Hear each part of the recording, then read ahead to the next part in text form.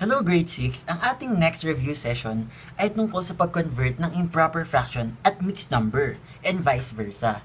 Kailangan nating malaman mag-convert ng mixed number to improper fraction dahil minsan ang mga given ay hindi laging magkakaparehas ng type of fractions. Katulad ng ganito, 1/2 plus 3/1/4. Hindi natin pwede agad i-plus yan. Kailangan muna natin i-convert ito sa proper fractions para mas madali. Ayan. So, unahin na nating malaman ang mixed number to improper. Meron lang tayong dalawang ways or dalawang steps. Number 1, denominator times the whole number plus numerator. So, kaya ganyan yung gagawin nating arrow. Denominator plus the numerator.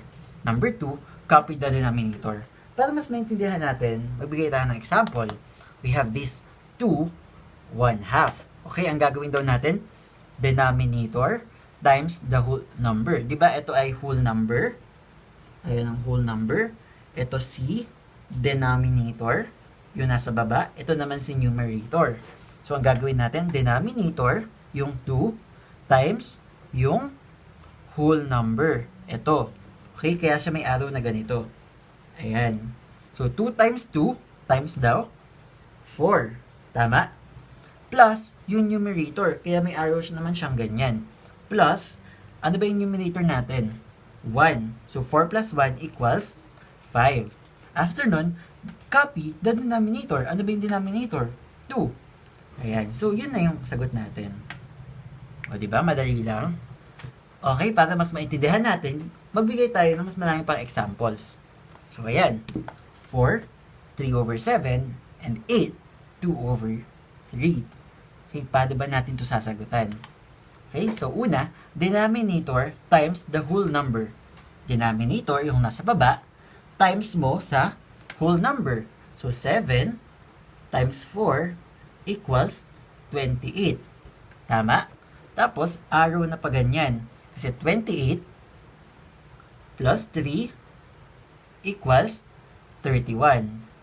Okay? Tapos, copy the denominator. Ano ba yung denominator? 7. So, 7. This is the answer. Diba? Madali lang. O, ulitin natin. 8, 2/3. Okay? Denominator times the whole number. Ano yung denominator? 3 times whole number 8 equals 24. Okay? Tapos, arrow na pa ganyan. Yung sagot natin, 24 plus, kasi sabi dito, plus numerator. 2 equals 26. Tapos, copy the denominator, 3. 26/3. Oh.